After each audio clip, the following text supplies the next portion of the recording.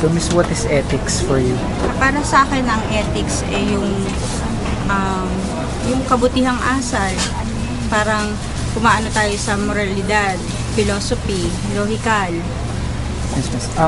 So, for you, what does it mean to be ethical sa ginagawa niyo po sa trabaho niyo po ngayon? Para maging ethical, kailangan sumunod tayo sa mga rules and regulations. Kasi kung sasalungat tayo doon, parang mawawala tayo sa kagandahang asal. So, Miss, okay. Miss, for you, who is your favorite leader and why? Kailangan po nabubuhay po siya? Kahit sino? Kahit sino po, Miss? Mother ko. Mother niyo po. Why po?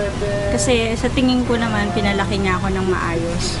Kahit sabihin natin na medyo may mali sa akin, pero sa tingin ko, magaling siyang leader. Napalaki niya ako ng maayos, kahit nag-iisa lang siya. Thank you po. So, kung yung mom niyo po is naging President of the Philippines, how do you think will she handle the problem of public education? Tsaka provide po kayo ng concrete programs na maaari niyang iyan?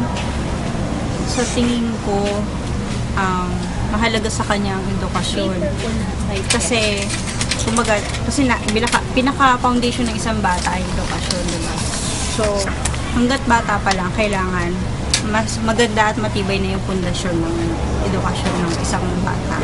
Para pag lumaki siya, kumbaga, maaano niya na, kasi di ba karamihan sa mga bata ngayon walang edukasyon. So paglaki nila, parang wala silang kinabukasan na maganda.